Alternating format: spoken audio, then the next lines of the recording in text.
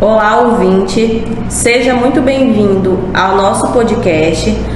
No episódio de hoje, vamos conversar sobre um tema essencial para quem atua na área ambiental: a vigilância ambiental em saúde e sua relação direta com a prevenção de riscos e a promoção da saúde coletiva.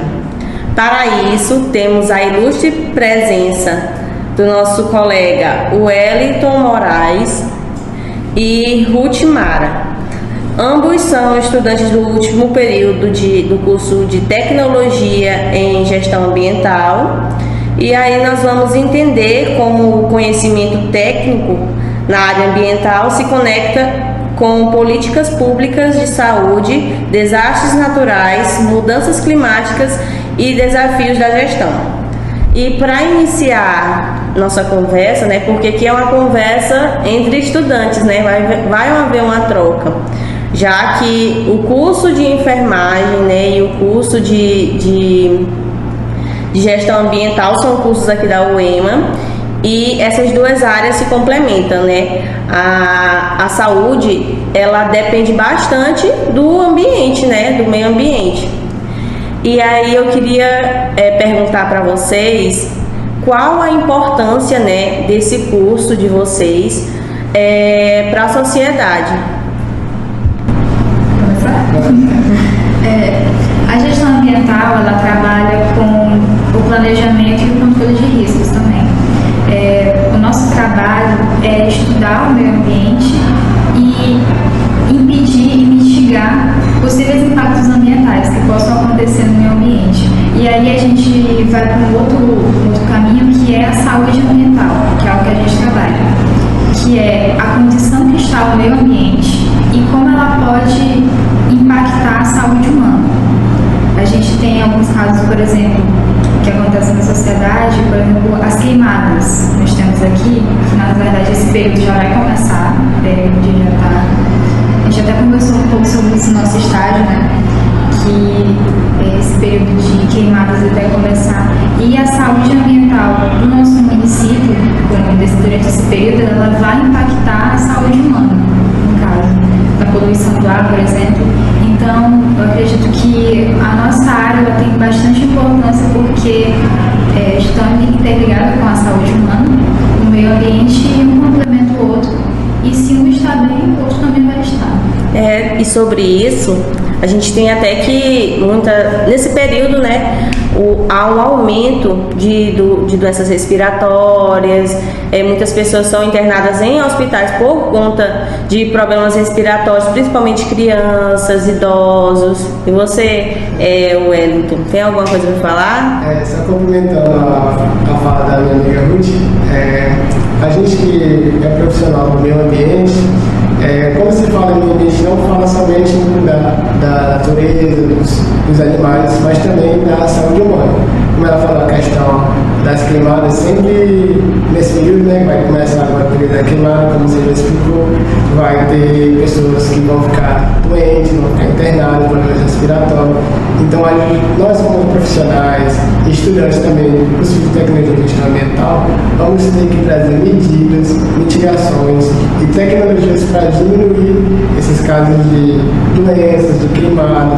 Vamos ter que trabalhar com a população, ensinando eles, mostrando maneiras de fazer a queima mais controlada.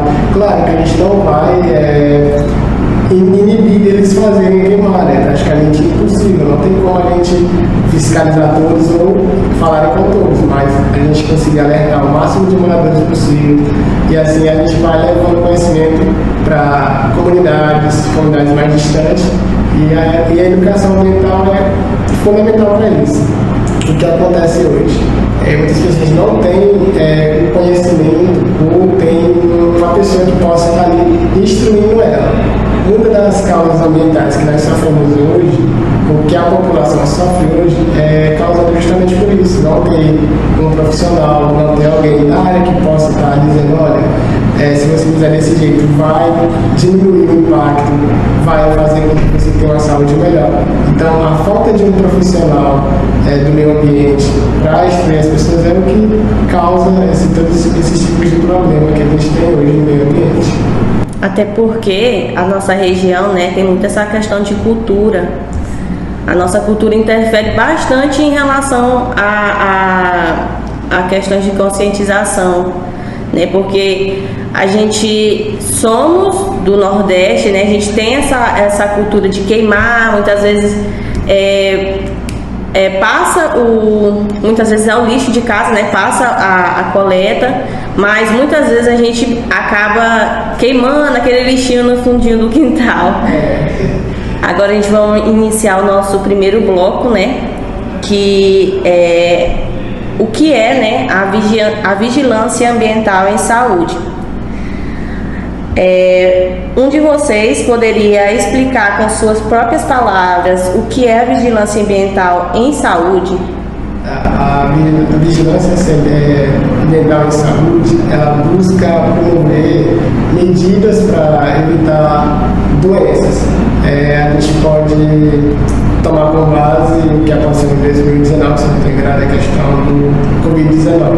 Ela traz medidas de segurança para diminuir a questão da contaminação, ela traz a diretriz de como deve ser feito todo o acompanhamento. Então, é uma política, né, que vai mostrar o profissional da saúde, do meio ambiente, instruções que ele deve seguir para diminuir esse contato, essa contaminação. Ela trabalha principalmente com monitoramento, né? E é interessante essa área específica dentro da gestão ambiental também, porque ela se complementa. Nós temos aqui um começo, um meio e um fim, digamos assim. Esse começo no começo desse processo, a gestão ambiental trabalha com planejamento para diminuir impactos ambientais, ver o que não pode fazer, o que a gente pode evitar, né, de problemas. E aí nós temos esse meio que trabalha a vigilância ambiental, o monitoramento daquela área, daquela população, o que está acontecendo, quantos casos você tem tendo uma doença ali, o que eu posso fazer para diminuir, o que eu posso fazer para não tentar sufocar o sistema público de saúde também, né? Porque esse é um outro problema. Muitas pessoas doentes, muito trabalho para esse profissional que está dentro dos hospitais, dos postos de saúde. Aí lá para o final nós temos novamente a gestão ambiental que trabalha com mitigação. Se está tendo esse problema, se eu não conseguir resolver, o que eu posso fazer para diminuir essa carga? Para não ficar tão pesada para o profissional, para não ficar tão pesada para a população. Então, são áreas que dependem realmente uma dobra para existir. Não existiria gestão ambiental de forma adequada sem a vigilância ambiental. Eu acredito que, na verdade, eu tenho certeza que a saúde humana realmente não poderia ser mantida de uma certa qualidade se o ambiente também não estiver de uma certa qualidade. Então, elas realmente dependem uma da outra. Também esses casos acontecem mais em questão da água. Se a gente parar para pensar e analisar, tomando com base no nosso município, muitas das doenças que são levadas à unidade de saúde, né, ao postinho de saúde, são justamente contaminadas pela água. Então, como a gente falou, o monitoramento dessas ações, o gestor ambiental ou o profissional da área, ele vai ter que fazer esse acompanhamento, ver o que está acontecendo. Então ele vai ter que desenvolver medidas para diminuir essa quantidade de contaminação e, consequentemente, as pessoas que estão infectadas.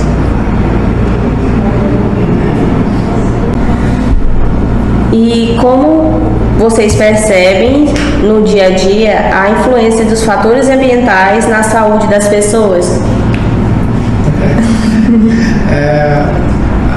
Você pode repetir a pergunta? Como vocês percebem no dia a dia a influência dos fatores ambientais na saúde das pessoas? Os fatores ambientais, ele afetam diretamente a saúde do humano. A gente está entrando num processo de queimada, né, no período da queimada aqui no nosso município, e o que muito se ouve dos moradores é a questão do calor. Então, por exemplo, a diminuição da árvore ou falta de árvores de situações arbóreas, né, locais arbóreos, afeta diretamente, no calor. A gente até vê em alguns locais, em cidades, que pessoas passam mal, desmaiam. Então, a falta de locais refrescantes, como a árvore, principalmente em locais abertos, ou no meio da cidade, ou qualquer outro lugar, afeta diretamente a saúde das pessoas. Também tem a questão, a gente está falando de queimadas, do MP, que é o material particulado, né? Fuligem, pedacinhos muito pequenos de plástico que eles sempre espalhados pelo ar. Isso aí pode agravar, como vocês já bem sabem, a questão da saúde. Pode agravar doenças que já existem, bronquite, asma, pode, além de também ser um desconforto visualmente. Você ter a sua casa toda cheia de fuligem, como é bem comum a gente ver, e a contaminação também por meio da água, porque essa fuligem ela vai para a água, contamina, então elas realmente é algo que está interligado. Ainda mais nós que temos nosso município, nossa município região do Nordeste, tem a cultura da queima. Tem um monte de entulho no meu quintal, tem plástico, tem palha, tem algum resíduo ali. A primeira ação não é separar, não vai fazer algum tipo de separação, mas a queima. E a queima vai trazer a contaminação do solo, porque se tiver algum material ali que não seja apropriado, vai contaminar o solo. Se for próximo a um corpo de água ou de um recurso, vai contaminar o solo, a água e, consequentemente, a pessoa que sobrevive daquela água para tomar banho, para lavar roupa, para o consumo. Então, o município que tem esse costume de queima, ele mesmo vai se afetando sozinho e, como já foi bem explicado aqui, o profissional da saúde e do meio ambiente vai ter que resolver esse problema buscando ações sustentáveis que possam melhorar a saúde da população. É verdade. Até também a questão do lixo, né, que as pessoas acabam jogando nos rios. O peixe pode acabar comendo certo tipo de lixo. Alguns podem ser materiais pesados. O peixe vai comer aquele lixo. A pessoa vai visitar o peixe, vai comer aquele peixe e a concentração daquele, por exemplo, o mercúrio, se caso ele comer, vai ser maior no corpo humano, né? A gente sabe disso. E também sobre a questão do calor, o nosso corpo, quando ele está exposto a uma temperatura elevada, mais do que o normal, acaba até desnaturando as nossas proteínas. Isso pode levar realmente até a pessoa passar mal, até mesmo a morte. O bloco 2, que é o que diz a política nacional. Agora o nosso colega Renato, né, ele vai dar início a esse novo bloco. Bom, boa tarde a todos que estão nos ouvindo nesse exato momento. É prazer estar aqui junto com vocês.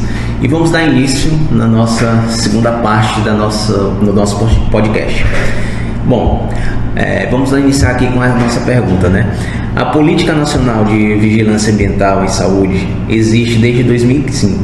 Você sente que ela tem sido eficaz nas suas áreas de atuação?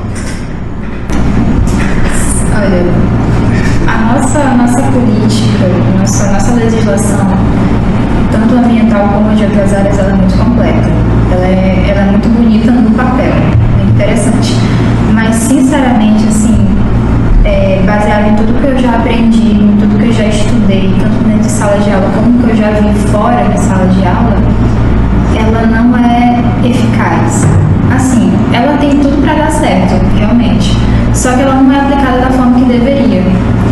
Muitas pessoas que deveriam conhecer sobre esse sistema não conhecem, né? Existe muita falta de informação sobre isso e ela também não é aplicada de forma correta. Talvez, como eu não sou da área, talvez esse processo de vigilância dentro do sistema público, porque eu realmente não conheço como é dentro do sistema público, como profissional, né? Como paciente, sim, bastante, mas como profissional não pode realmente trabalhar, pode funcionar um pouco, mas com certeza certeza, da forma como ela deveria, quando ela está no papel, não. Ela não é tão eficaz assim. O Brasil, para vocês terem noção, o Brasil, comparado a outros países, ele é o país que mais tem legislação para o meio ambiente, para a saúde. E, como eu fui falar, no papel é muito, muito, muito lindo, perfeito. Se você seguir exatamente o que estava lá, o Brasil é o país de primeiro mundo, mas não é seguido, não tem, a população não tem conhecimento, os moradores praticamente não conhecem. Se você perguntar para eles, você sabe o que é a Política Nacional de Vigilância em Saúde Ambiental? Não vão saber. Não é mostrado no programa de TV. Esse podcast vai ser de suma importância para as pessoas que estão ouvindo terem conhecimento sobre isso, que eles têm uma política onde eles podem se basear para isso. Porque o que acontece é que a população não conhece. O que falta para o brasileiro é expandir as leis, mostrar para a comunidade, para a população, olha, a gente tem diretrizes para isso. Se vocês quiserem acompanhar, tá aqui, ó, tudo bonitinho, bem explicadinho. Mas infelizmente não temos. E também essa política de vigilância é baseada em monitoramento, certo? E para que haja um monitoramento correto, você precisa de profissionais na área, você precisa de recursos, você precisa de todo um aparato para que ela seja realmente aplicada de forma correta. E é muito complicado um profissional de uma cidade pequena ou em desenvolvimento como Coratá conseguir apoio para poder trabalhar. Você pega um pobre profissional de saúde e joga ele para ir não sei para onde, sozinho, às vezes sem um transporte para cuidar de todo, para tentar fazer, por exemplo, uma agente social, para tentar trabalhar com toda uma comunidade sem nenhum tipo de apoio. Como é que você quer que um profissional desse renda de forma correta? Como é que você quer que ele faça seu trabalho? E essa política, ela é necessária sim, ela é importante, mas ela tem que ser aplicada de forma como está no papel, para que ela seja eficiente de fato. Então, de fato, né, como vocês falaram, acabaram de explicar aqui pra gente, no papel ela é bem eficaz, né? É bonito, é lindo, é maravilhoso. Porém, a gente não tem aquele suporte necessário para poder desenvolver isso aí. Vocês acreditam também que é por falta de educação aplicada nas escolas, um programa do governo ter essa como é que eu posso dizer, educação? Um programa para poder explicar para a comunidade em si, começando lá das nossas crianças, tendo aquela conscientização. Sim, com certeza. Se o Brasil, né, tivesse programas de levar na escola, porque tudo começa a partir da educação, né? Se a gente conseguir aplicar algum conhecimento para a criança, ela vai levar esse conhecimento adiante, participação da comunidade, levar programas em comunidades, no município, vamos levar tal projeto para tal cidade, convocar o município, representantes de secretarias, do prefeito, os vereadores, que são as pessoas mais próximas da população, e mostrar que eles têm interesse e dar apoio para o município, o Brasil só tem a crescer. Então, se a gente conseguir aplicar esse conhecimento na escola, desde o primário até o ensino superior, vai ser de suma importância essa ajuda do governo para esse tipo de problema. E dar suporte depois também, porque não adianta você formar um bom cidadão interessante, só que aí depois ele se forma, pega o seu diploma e aí pronto, se vira. Você tem uma missão e aí você vai ter que... Você não dá um transporte, você não dá um apoio para aquele profissional, para ele fazer o seu trabalho de forma correta, ele realmente não vai produzir. Verdade. Verdade, de fato, concordo plenamente com o pensamento de vocês. Dando continuidade no nosso podcast, vamos aqui para a segunda pergunta, né?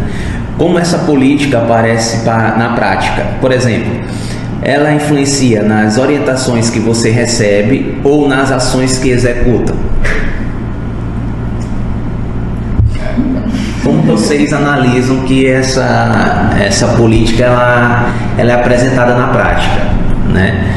E se vocês conseguem ver da forma correta, na forma que vocês executam ela ou em ações? A gente consegue ver mais em ações. não tão explícitas, né? Tão explícitas ao povo, mas a gente consegue ver algumas situações. Por exemplo, o agente epidemiológico, né? Ele vai na casa da pessoa, olha lá, vai lá na portinha, né? Aí pensa, ele só vai aqui na minha porta e risca aqui um papelzinho, né? Muita gente comenta isso.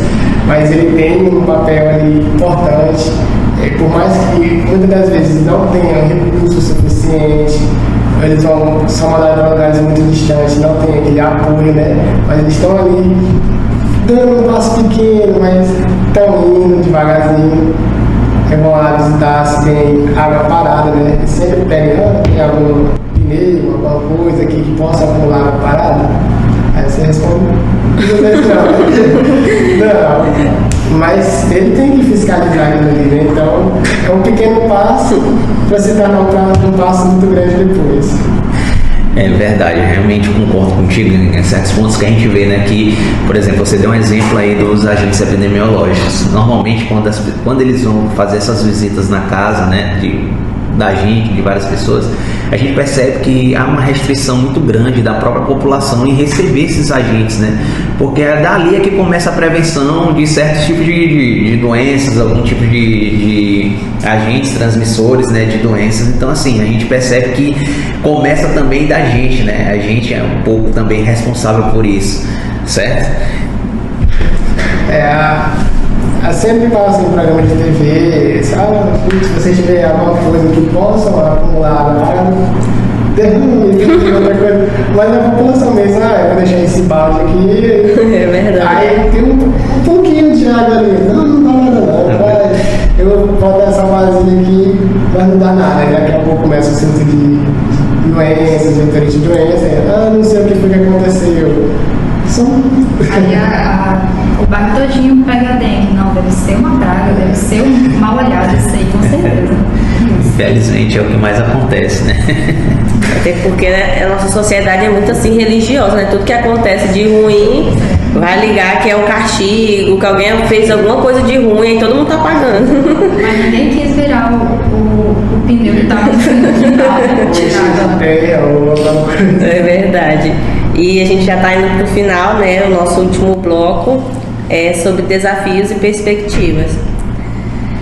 Eu vou fazer só 2 perguntas para vocês, coisa rápida. Quais são os desafios e os impactos na saúde em relação à vigilância em saúde e os desastres de origem natural que vocês conseguem identificar? Não só aqui em nossa cidade, né? Pode ser no Brasil. A perspectiva, eu como profissional, eu quero, isso é um sonho de consumo, que o Brasil melhore bastante nas questões de saúde ambiental, não só ambiental, mas como também das pessoas, da comunidade. E a gente vê alguns desastres naturais que aconteceram, por exemplo, foi repercussão mundial, né, nacional também, casos do Brumadinho, Mariana, que aconteceu recentemente no Rio Grande do Sul. Isso teve uma grande comoção, né? Aí pode pensar, puxa, mas a natureza foi quem invadiu o espaço. Não, o ser humano é que foi invadir o espaço da natureza, não teve como ela se regenerar, ou no caso do Rio Grande do Sul, não teve para onde a água correr e acabou alagando a cidade. Então, a minha perspectiva é que isso melhore, que o governo, profissionais, o Ministério do Meio Ambiente possam desenvolver medidas, políticas públicas, né, para que diminua essa questão dos impactos. A questão dos impactos, a gente pode trazer o seguinte: existem impactos positivos e impactos negativos. Quando a gente fala em impactos, muitas vezes pensamos, vai destruir, vai mudar isso. Mas a gente tem que pensar também pelo lado do impacto ambiental positivo e o negativo. Se for para fazer um impacto positivo, ok, tem todo o apoio, claro, pensando não só no meio ambiente, mas nas pessoas que moram ali, na fauna, na flora. E a questão dos impactos ambientais negativos, infelizmente, a gente sofre com isso, não só de hoje, né, de um tempo para cá, é muito tempo atrás. E as questões ambientais têm sido um crescente, tanto que a UEMA daqui de Brota tem esse curso, o município só tem a crescer com profissionais do meio ambiente por aqui por perto, tendo profissionais aqui da cidade, E fica o convite aberto para aqueles que querem fazer e querem conhecer mais, podem estar se matriculando para serem um profissional do meio ambiente, porque é uma profissão do futuro. Nós vamos ter que desenvolver tecnologias e métodos para diminuir os impactos negativos. As nossas profissões, né, meio ambiente e saúde sempre andaram juntos, sempre foram bastante importantes. Mas eu acredito que durante muito tempo as pessoas viram elas como formas separadas. Saúde é só dentro do posto de saúde, só dentro do hospital. Meio ambiente é o macaquinho que está em cima da árvore, é proteger aquele córrego que passa perto da minha casa. Então, por muito tempo eles foram bastante separados, só que elas nunca foram separadas. Elas sempre estiveram interligadas, sempre estarão interligadas. Então, eu acredito que por meio do trabalho de educação ambiental, que está ganhando força cada dia mais, as pessoas elas vão criando essa consciência e essa sensibilidade também de entender que são áreas que trabalham juntas e que precisam estar juntas, e que uma só vai ficar bem se a outra estiver bem também. Eu não consigo manter uma população saudável, porque a gente sabe, que vocês também sabem, que saúde não é só falta de doença. Saúde também toma fatores sociais, psicológicos, físicos, não é só a pessoa não estar com uma gripe, não é só isso. Então, a saúde mental e a pessoa estar bem consigo mesma, estar bem viver bem, viver de forma de qualidade, isso também está interligado ao meio ambiente. E a gente não pode manter uma população saudável se a gente não manter um meio ambiente saudável. Então, eu acredito que com o tempo, ainda mais com o tempo, porque isso já acontece, mas um pouco mais lá pra frente, as pessoas vão tomar cada vez mais consciência da importância de respeitar o meio ambiente, entender que a gente não só precisa cuidar da doença, mas também pedir que ela aconteça lá do começo, lá da raiz, que é cuidar do nosso meio ambiente. Quando a gente fala de meio ambiente, quando eu vim fazer o curso de meio ambiente, né, tecnologia de meio ambiente, fala assim, agora tu vai estar sabendo dos matos, agora a tua profissão agora é entrar dentro do mato, é cuidar dos pássaros, do bicho, e muitas pessoas têm esse pensamento. Inclusive, bem antes da minha infância, eu tinha esse pensamento, meio ambiente, quando eu falava meio ambiente, eu pensava, é mato, é flores, é floresta, é mata. Mas quando a gente vai se aprofundando no assunto, entra de fato na área, a gente percebe que a saúde e o meio ambiente sempre estiveram lado a lado e que uma complementa a outra. Tanto que a sustentabilidade é muito que pega, social, ambiental e econômica. E no meio social nós temos saúde, nós temos bem-estar, então não pode existir um sem o outro, realmente. Vocês precisam da gente e a gente precisa de vocês. É verdade. E para finalizar, sobre a desigualdade em regiões de desastre, vocês concordam ou não com a posição do governo em relação à prevenção, fiscalização e remediação em caso de desastres naturais? O governo, por mais que a população, por exemplo, não goste de tal governo ou de pessoas que estejam na frente de algum ministério, por exemplo, do meio ambiente, ele tem que fazer o trabalho dele. Algo que aconteceu no Rio Grande do Sul, né? A questão das enchentes. As pessoas ficaram criticando, demorou demais a agir, não fizeram um bom trabalho. Eles têm que fazer o trabalho, só que tem que ter a questão do monitoramento. Claro que quando se envolve saúde das pessoas, a vida das pessoas, a gente pede extrema urgência. Mas o governo, ele fez o trabalho dele, acredito, da maneira que eles acharam melhor, que para eles foi a ideia que eles planejaram, que possivelmente daria certo. E o meu desejo, ou a minha vontade, né, como profissional da área, é que tenha mais ações de remediações. Primeiro, tem que partir do princípio da prevenção. Se tivessem fiscalizado, tivesse monitorado, tivesse mandado um fiscal, ou estivessem acompanhando de fato, essa tragédia não teria acontecido, isso é fato, se estivessem lá olhando, a nível de alerta está enchente, vamos realocar o pessoal. Infelizmente não teve isso, porque se tivessem alertado, tivessem mostrado, olha, vocês precisam sair daqui, a gente vai dar um tirar vocês daqui, muitas vidas que foram infelizmente levadas, né, não teriam tido acontecido. Então o que falta mais é isso, por mais que estejam trabalhando e que estejam trabalhando com mais eficiência, mais compromisso de vamos lá, vamos fazer, mas vamos fazer com consciência, com dedicação, com mais fiscalização. O que a gente cobra mais na nossa sala de aula, quando a gente fala de fiscalização, é o empenho dessa fiscalização. O que acontece? Eu vou mandar tal fiscal, ele vai lá, dá uma olhadinha, ok, aula liberada, vamos para casa, vamos fazer alguma coisa. É o que acontece. É a falta de fiscalização, é a falta ou a falta de um fiscalizador.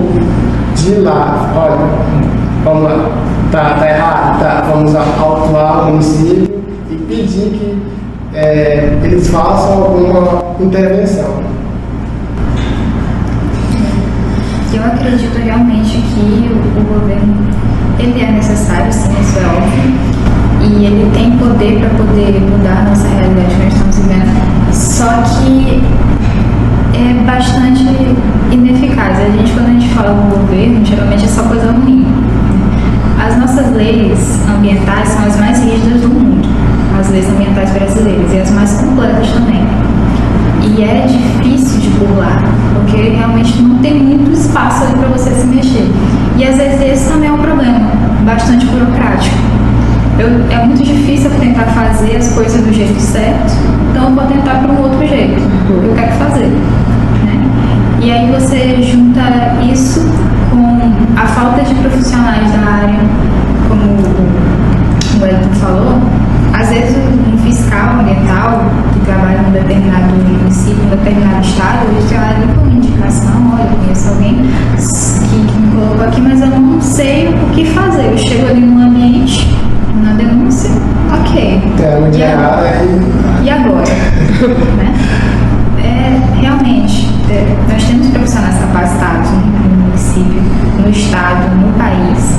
E eu acho que falta ao governo dar um olhar mais desses profissionais. Gente que realmente sabe o que está fazendo. Né?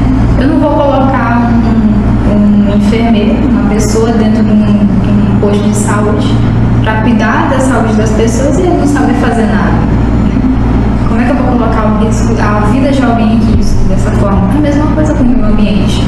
Como é que eu vou colocar aquele ambiente em risco com uma pessoa que não sabe o que está fazendo? Então, profissionais têm, recursos nós temos. O que falta realmente, e leis também nós temos, o que falta realmente é estudar isso da melhor forma, para colocar em prática da melhor forma e fazer realmente com que está no papel, com que ela seja eficaz. Porque nós temos recursos, nós temos pessoas, mas as nossas leis elas não são eficazes. Elas são unidas, são verdadeiras, mas não são eficazes. Na verdade, elas não são aplicadas, né? Na verdade, de forma correta. Então, assim, eu vou frisar aqui uma parte do que o Wellington falou, né? A gente falou assim, é melhor prevenir do que remediar, né? Então, assim, a gente vê que realmente dentro do nosso país a gente acaba deixando passar muita coisa batida. Foi o que nem a nossa querida falou também em relação aos profissionais que às vezes trabalham em determinado departamento que são indicados por outras pessoas, e aí você está ali para cumprir uma determinada função e você acaba passando despercebido, ou deixa assim, vamos fazer vista grossa aqui, porque tu tá ali por indicação. Se você bater de frente contra o sistema, você acaba sendo derrubado pelo sistema. Então é uma coisa completamente assim, como é que eu posso dizer, absurda, né? Porque você tá ali, estudou, se preparou para fazer uma determinada função de forma exemplar, de forma correta, e você acaba não fazendo aquele papel que você gostaria de fazer por estar, né, abaixo daquele, como é que eu posso dizer, abaixo do sistema em si, né? Então, assim, é ruim demais a gente viver chega a ser frustrante você parar para pensar. Eu não sei quanto de aprendizagem de vocês no curso de enfermagem? 5 anos. 5 anos, vamos lá. Você estuda 5 anos, beleza? 5 anos. Aí pronto, terminei, agora eu quero atuar na profissão. Aí você vai ver, aí tem uma pessoa que não tem formação na área, trabalhando no local possivelmente que você queria trabalhar, que você tem paixão por aquilo, aí você para e pensa, poxa, rapaz, eu passei 5 anos da minha vida me dedicando, trabalhando, dando o meu máximo e não estou lá. E não desmerecendo a pessoa, mas se tem um profissional adequado, preparado, que estudou, se preparou exclusivamente para aquilo, você para e pensa, rapaz, é frustrante. Infelizmente é o que mais acontece. Fica até com aquele questionamento, né? Será que valeu a pena mesmo eu estudar? Foi muito boa a nossa troca, né? A gente deu a perceber que a gente se complementou bastante. Vocês tinham muitas informações que são novas pra gente, que de certa forma mudou certa forma da gente pensar. E assim nós vamos encerrar o nosso episódio de hoje. Agradecemos a vocês, né, que são futuros tecnólogos em gestão ambiental. A gente agradece por vocês compartilharem as experiências, reflexões e também sobre os desafios e oportunidades entre o meio ambiente e a saúde pública. Que este diálogo possa inspirar mais profissionais e estudantes a se engajarem ativamente na construção de um território mais sustentável e saudável para todos. Porque proteger o ambiente